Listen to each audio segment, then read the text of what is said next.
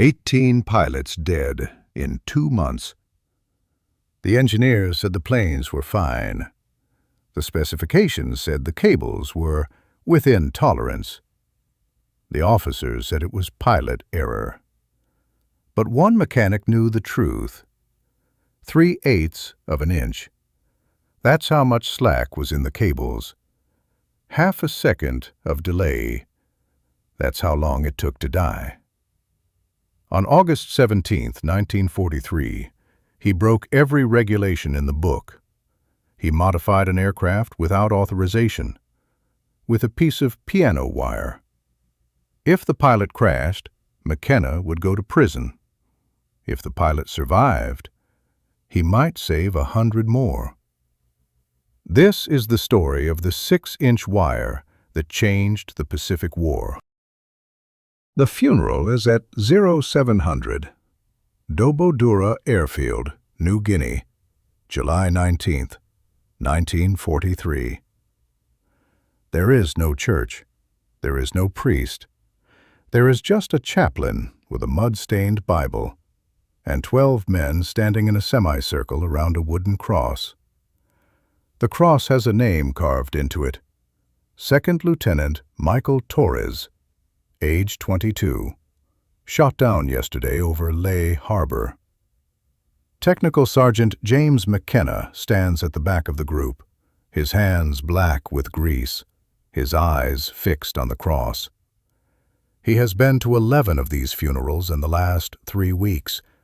11 crosses, 11 names, 11 pilots who climbed into P-38 Lightnings and never came back. The chaplain is reading from Psalms, something about walking through the valley of the shadow of death. But McKenna is not listening. He is thinking about the aircraft. He is thinking about what he found last night when he was going through Torres's plane, the one that came back so shot up they had to drag it off the runway with a tractor. He is thinking about the control cables, and he is thinking, this is wrong. Something is very, very wrong. The P-38 Lightning is supposed to be the best fighter in the Pacific. Twin engines, twin booms, tricycle landing gear. It is fast. It is powerful. It can climb higher than any Japanese aircraft. On paper, it should be untouchable. But the pilots are dying, not in ones and twos, in dozens. The kill ratio against Japanese Zeros is almost 2-to-1 in favor of the Japanese. For every Zero shot down, 2 P-38s go into the jungle. The brass says it is pilot error, lack of experience, poor tactics. McKenna knows better. He has been working on these aircraft for 6 months. He has seen the damage patterns. He has heard the survivors describe their final moments. And he has found something that no one else seems to notice. Something in the cables. Something that is killing his pilots.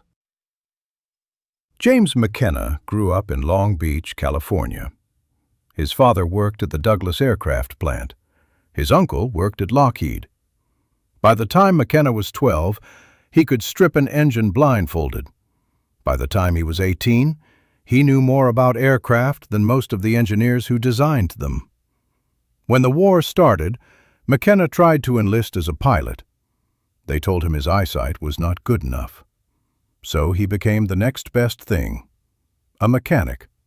Specifically, a crew chief for the 5th Air Force assigned to the P-38 Lightning squadrons operating out of New Guinea. New Guinea in 1943 is hell. The heat is unbearable. Temperatures regularly exceed 100 degrees.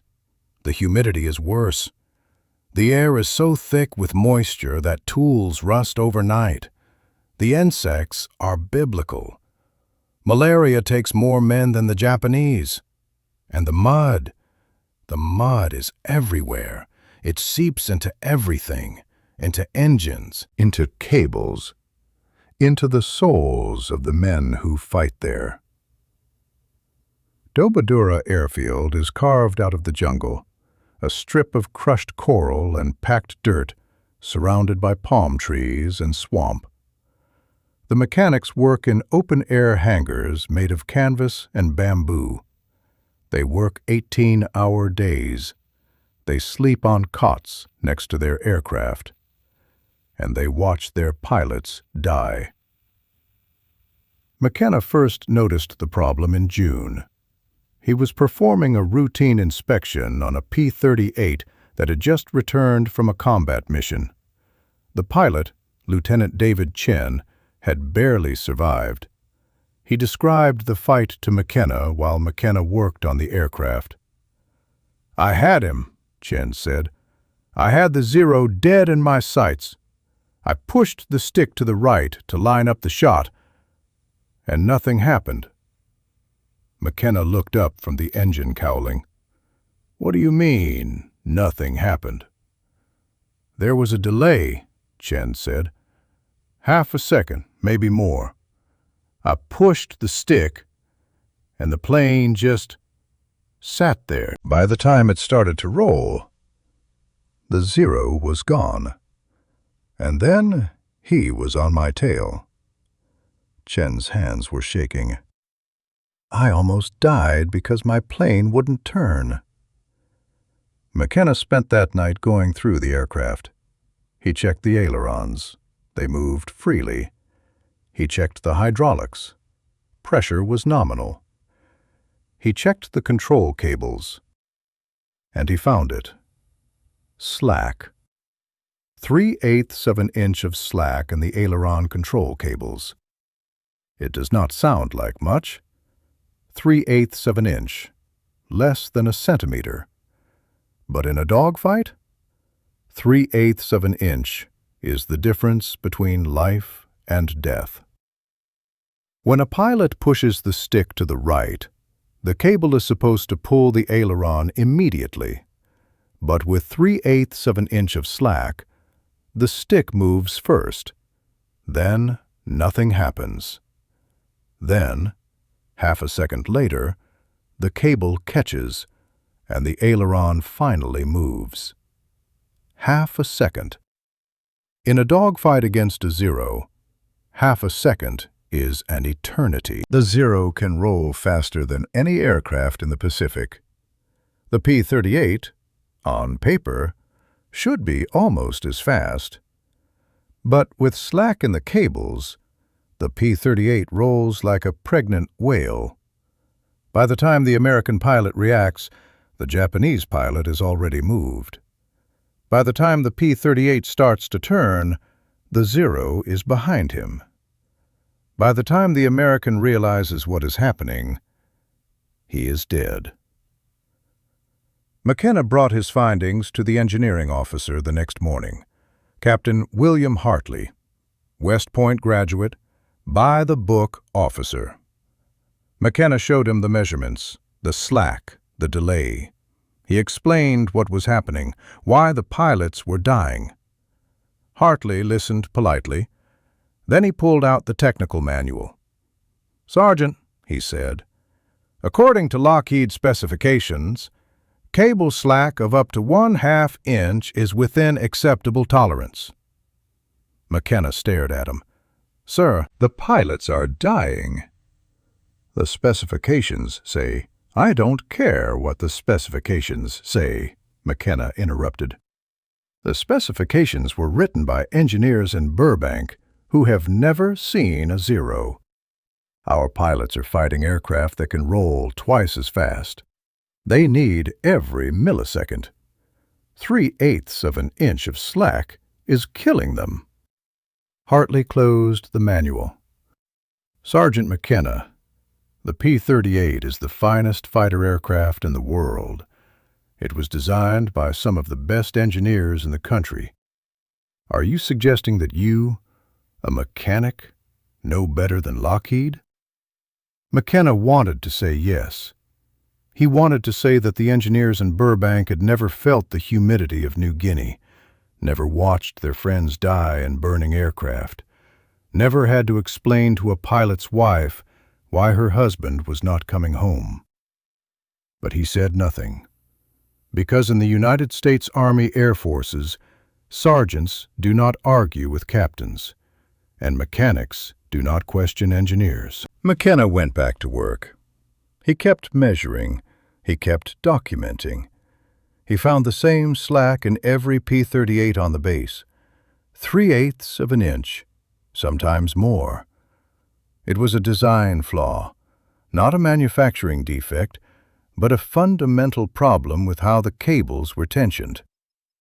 In the cool, dry air of California, the cables worked fine. But in the heat and humidity of New Guinea, the cables expanded. The tension loosened. The slack appeared. And pilots died. McKenna wrote a report. He sent it up the chain of command. Nothing happened. He wrote another report, more detailed, with diagrams. Nothing happened. He requested a meeting with the squadron commander. The meeting was denied. The system did not want to hear from a mechanic. The system had specifications. The system had procedures. The system had engineers with degrees from MIT and Caltech who knew better than a grease monkey from Long Beach. And the system kept killing pilots. July became August. The funerals continued. 3 more pilots in the first week of August. 2 more in the second week. Each time, McKenna stood at the back of the crowd, his hands black with grease, his heart full of rage. He knew why they were dying. He knew how to fix it. And no one would listen. August 16th, 1943, 2200 hours. McKenna is in the maintenance hangar, working on a P-38 by the light of a kerosene lantern. The other mechanics have gone to sleep. McKenna cannot sleep. He is going through the cables again, measuring, checking, looking for something, anything that might help. And then he hears footsteps. He looks up. A pilot is standing in the entrance of the hangar. Second Lieutenant Robert Hayes. McKenna knows Hayes by reputation. New guy, fresh from stateside. 0 kills, 0 confidence. The other pilots call him Rabbit because of how scared he looks before every mission. Hayes walks over to McKenna's workbench. "You're McKenna," he says. "The one who's been talking about the cables." McKenna puts down his wrench. "Who told you that?" "Everyone knows," Hayes says. "The mechanics talk. The pilots listen." He pauses. "Is it true? Is there something wrong with the aircraft?" McKenna looks at him for a long moment. He should say no. He should say the aircraft are fine. He should say the engineering officers know what they are doing. That is what the system wants him to say. But Hayes has the look of a man who knows he is going to die. And McKenna has seen that look on too many faces. "Yes," McKenna says, "there is something wrong. And I know how to fix it." Hayes sits down on an ammunition crate. "Tell me." McKenna explains. The slack, the delay, the half-second that is killing American pilots. Hayes listens. He does not interrupt. When McKenna finishes, Hayes is silent for a long moment.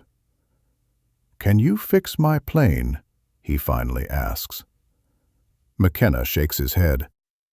"I'm not authorized. If I modify the aircraft without approval, and something goes wrong, they'll court-martial me.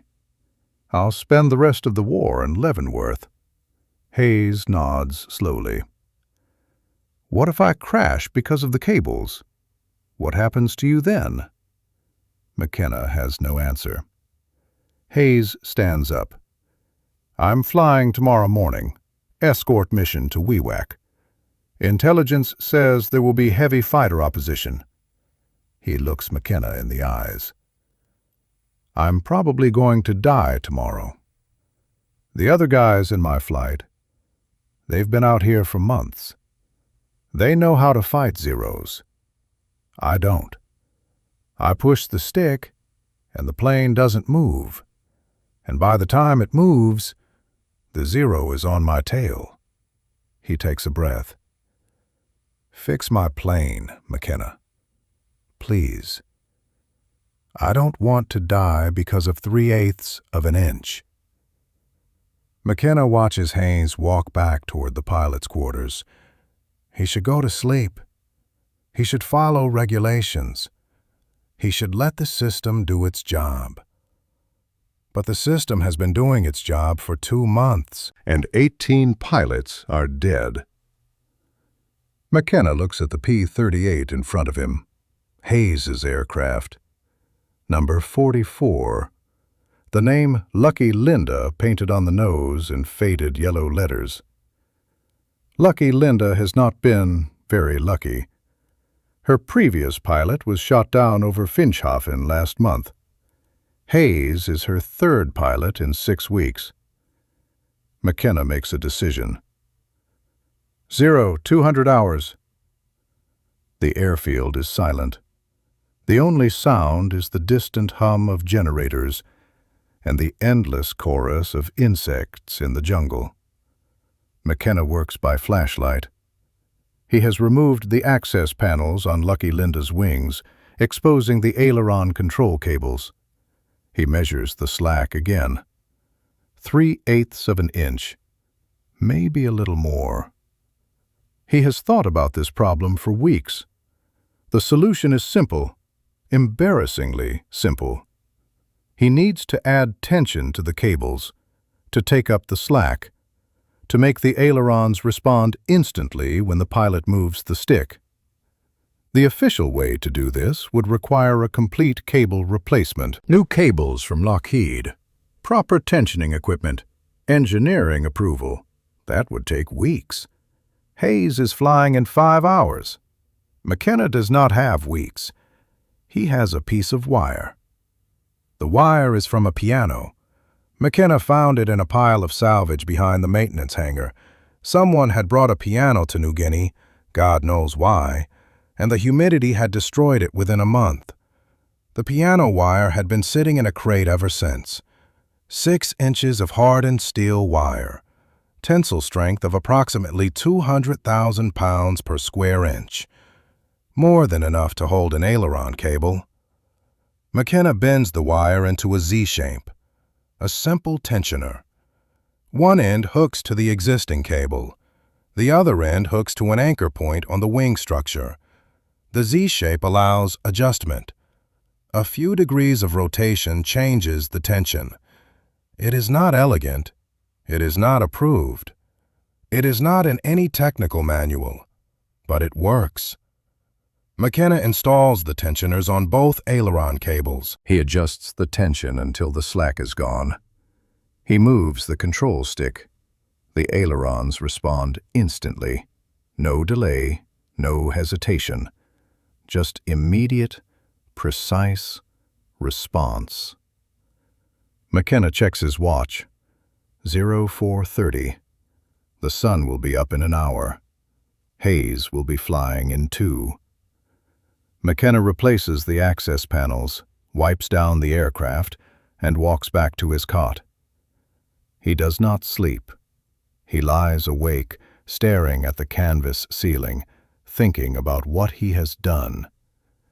If the wire fails, if the cable snaps, if Hayes crashes, McKenna will be court-martialed. He will go to prison. His career will be over. His life will be over. And it will be his fault. But if the wire works, if Hayes survives, then maybe, just maybe, McKenna can save the others.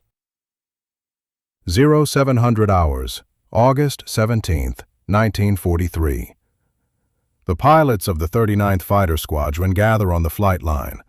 12 P-38s, escort mission to WWII. Intelligence expects heavy opposition. 50 or more Japanese fighters defending the airfield. The mood is grim. Hayes walks to Lucky Linda. He pauses at the wing. He runs his hand along the access panel where McKenna installed the tensioners. He cannot see the wire. He cannot feel the wire. But he knows it is there. McKenna is watching from the maintenance hangar, 50 yards away. Their eyes meet.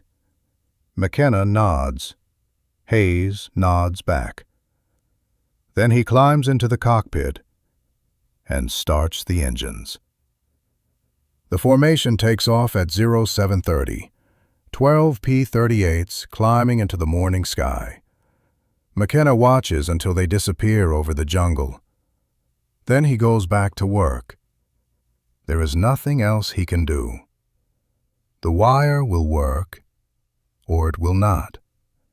Hayes will live, or he will die.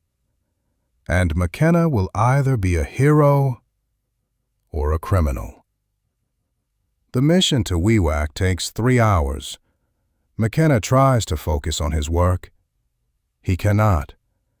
Every few minutes, he looks up at the sky, waiting, listening. At 10:30, he hears engines. He runs to the flight line. The P-38s are coming back. He counts them as they approach. 1, 2, 3, 4. His heart is pounding. 5, 6, 7, 8. Where is Hayes? 9, 10. Only 10. 2 aircraft are missing. McKenna feels his stomach drop.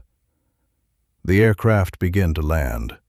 One by one, they touch down on the coral runway. McKenna watches each one, looking for the yellow letters on the nose. Lucky Linda. Where is Lucky Linda? And then he sees it, the 11th aircraft, coming in low and fast, smoke trailing from the left engine. Lucky Linda. McKenna starts running toward the runway. The P-38 touches down hard, bounces, then rolls to a stop near the end of the runway. The left engine is on fire. Ground crews sprint toward the aircraft with extinguishers. McKenna reaches the plane just as Hayes is climbing out of the cockpit. The pilot's face is covered with sweat. His hands are shaking. His flight suit is stained with something that might be oil, or might be blood. But he is smiling. He is smiling like a man who has just discovered he is going to live. "McKenna," he says, "your wire. It works." The debriefing takes place in the squadron ready room. 12 pilots went up. 10 came back. 2 are missing in action. Lieutenant Patterson, Lieutenant Kowalski. Their names will be added to the crosses behind the chapel. But the mission was not a failure. The squadron claims 9 confirmed kills, 9 Japanese fighters destroyed, and 3 of those kills belong to Robert Hayes. The intelligence officer is skeptical. Hayes has been in theater for 3 weeks. He has never shot down an aircraft, and now he claims 3 kills in a single mission. "Walk us through it, Lieutenant." Hayes takes a deep breath. "We made contact with the enemy formation approximately 20 miles east of WWII, approximately 40 Ki-43 Oscars at 12,000 feet. We had the altitude advantage." He pauses. "I spotted a flight of 4 Oscars breaking left, trying to get above us. I pushed over to intercept." The intelligence officer is taking notes. "What happened next?" "The lead Oscar saw me coming. He tried to turn into me, standard Japanese tactic. Force a turning fight where the Oscar has the advantage." Hayes looks down at his hands. "Normally, that would have worked. Normally, I would push the stick, and nothing would happen for half a second, and by the time my plane started to turn, the Oscar would be behind me. He looks up. But this time, it was different. I pushed the stick, and the plane just moved, instantly, like it was reading my mind. The intelligence officer frowns. "What do you mean, different?" Hayes shakes his head. "I don't know how to explain it. The aircraft felt tighter, more responsive. I rolled right onto the Oscar's tail before he finished his turn. He never saw me coming," he mimes, pulling a trigger. "First kill. 30 caliber rounds into the engine." He went down smoking. "And the other two?" "Same thing. They tried to turn. I turned faster. They tried to run. I caught them." Hayes looks at the intelligence officer. "Sir, I've been out here for 3 weeks. I've flown 8 missions. I've never even damaged an enemy aircraft. And today, I shot down 3 in 7 minutes. He leans forward. "Something was different about my plane. I don't know what, but something was different." That night, McKenna is working in the maintenance hangar when Hayes finds him. The pilot is carrying a bottle of whiskey. "I owe you my life," Hayes says. McKenna shakes his head. "You owe me nothing. You did the flying. You did the shooting." "But you gave me the plane that could fight." Hayes pours 2 glasses of whiskey. 3 kills, McKenna. 3.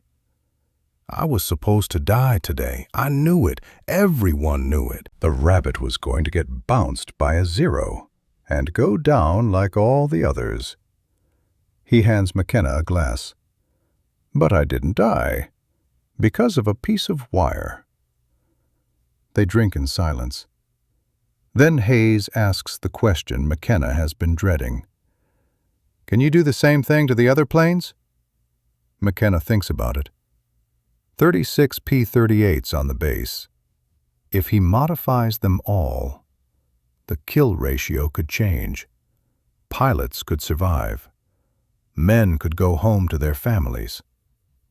But if he gets caught, if one of the modifications fails, if a pilot crashes because of his unauthorized wire, "I could go to prison," McKenna says. Hayes nods. "You could." "I could lose everything." "You could." McKenna stares at his whiskey. "How many funerals have you been to since you got here?" Hayes does not answer. "I've been to 18, McKenna says. 18 funerals in 2 months. 18 pilots. 18 families who are going to get telegrams. 18 mothers who are going to cry themselves to sleep every night for the rest of their lives." He finishes his whiskey. "I can't stop all of them. I can't fix the zeros. I can't make our pilots more experienced. But I can fix the cables. I can give them half a second." He looks at Hayes. Half a second might not sound like much, but it is everything. McKenna starts that night. He tells no one. He works alone, after midnight, when the airfield is quiet. 1 aircraft per night, 6 inches of piano wire, a Z-shaped tensioner, 3 minutes to install. By the end of the first week, he has modified 8 aircraft. By the end of the second week, 12. But McKenna knows he cannot do this alone. There are 36 aircraft on the base, and more arriving every week. He needs help. He starts with Sergeant Frank DiMaggio. DiMaggio has been in New Guinea longer than anyone. He has buried more pilots than he can count. McKenna shows him the wire, explains the modification. DiMaggio listens, nods, says nothing for a long moment. Then he says, "Show me how."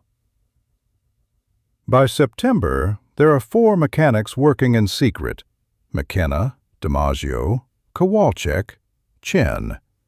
They call themselves the Wire Men. They never speak about what they do during the day. They never write anything down. They never leave evidence. Each night, one of them slips into the maintenance hangar and modifies another aircraft. Piano wire is surprisingly easy to find. The destroyed piano behind the hangar has enough wire for 100 modifications.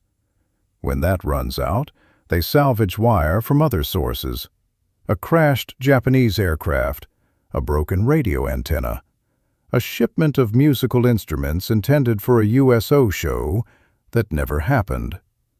6 inches at a time, they fix the P-38 fleet. The pilots begin to notice. At first, they do not understand. "My plane feels different," Lieutenant Morrison says after a mission. "Sharper, like it's actually doing what I tell it." "Mine too," Lieutenant Park agrees. "I got on a Zero's tail yesterday. He tried to turn inside me. He couldn't." They do not know about the wire. They do not know about McKenna. They just know that their aircraft are suddenly better. The kill ratio begins to change. In July, the squadron lost 2 P-38s for every Zero destroyed. In August, it was 1 for 1. In September, it reverses: 2 Zeros for every P-38. The brass notices. They attribute it to improved tactics, better training, experience. They write reports about pilot performance. They give medals to squadron commanders. They never mention the mechanics. They never mention the wire. The Japanese notice too. In October, a captured Japanese pilot is interrogated at WWII. He is asked about the changing air war. "American tactics have changed," he says through an interpreter.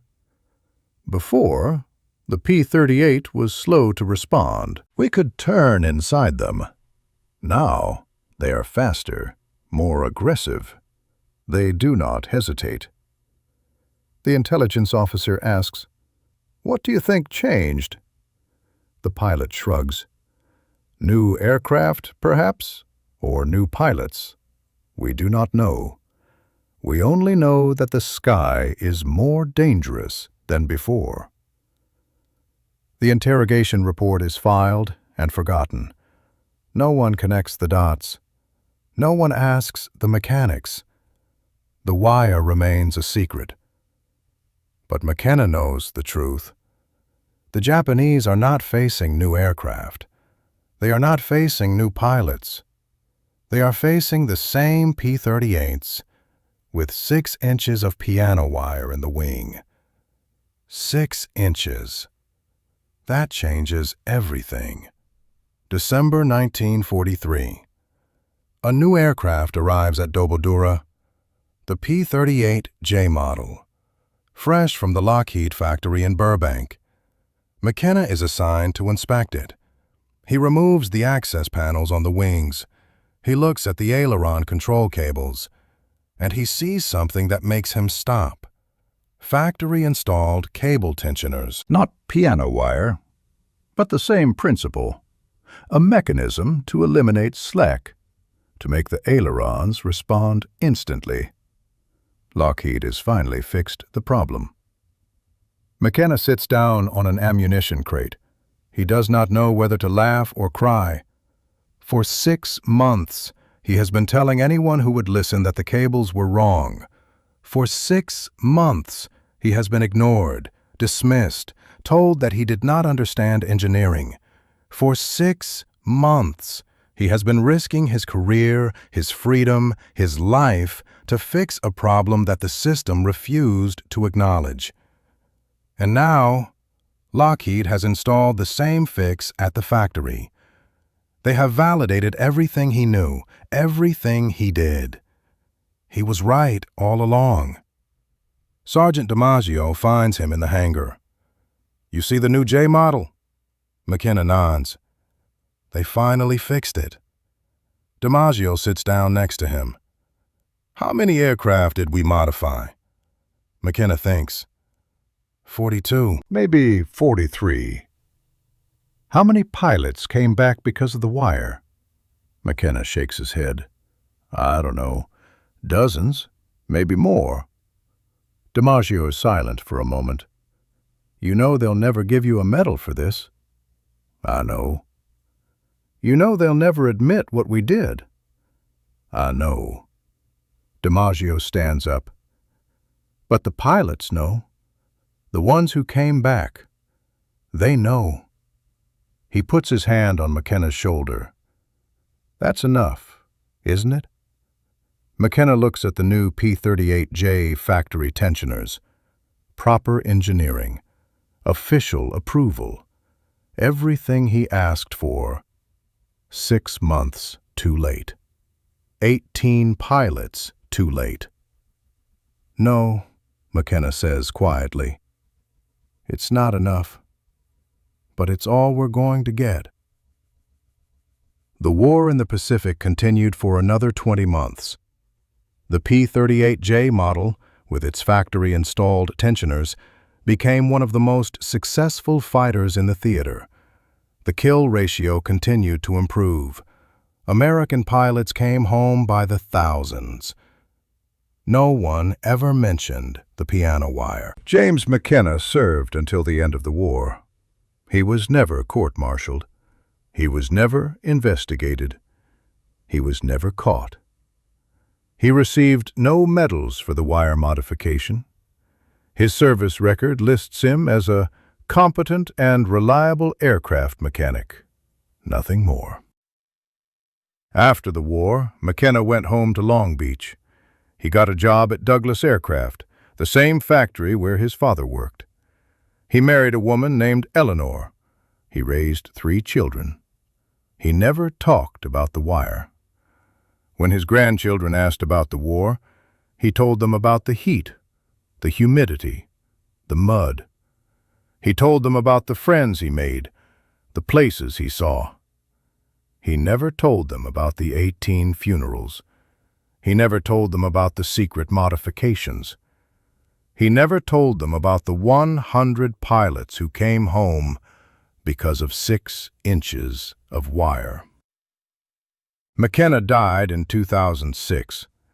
He was 84 years old. His funeral was small, family only. No military honors, no flag-draped coffin. Just a simple ceremony and a gravestone that reads, James McKenna, beloved husband, devoted father, 1922 to 2006. Nothing about the war, nothing about the wire, nothing about the lives he saved. But in a garage in Long Beach, among his tools and spare parts, his family found something, a small metal box. Inside, a single piece of wire. 6 inches of piano wire bent into a Z shape, and a note written in McKenna's handwriting. This is the wire. It saved more lives than I will ever know. When I meet the pilots in heaven, I hope they remember. The P-38 Lightning went on to become one of the most successful fighters of World War II. Over 10,000 were built. They served in every theater of the war. They shot down more Japanese aircraft than any other American fighter. And for 6 months in 1943, before Lockheed fixed the cables, a handful of mechanics in New Guinea kept them flying with piano wire and courage. They broke regulations. They risked their careers. They saved lives. And no one ever thanked them. If this story moved you, hit that subscribe button, because history is full of heroes like James McKenna, men who did the right thing when the system told them not to, men who saved lives and never asked for credit, men who understood that sometimes the most important victories are the ones that no one ever sees. Next time on Iron Witness, the bomber gunner who fell 4 miles without a parachute and lived.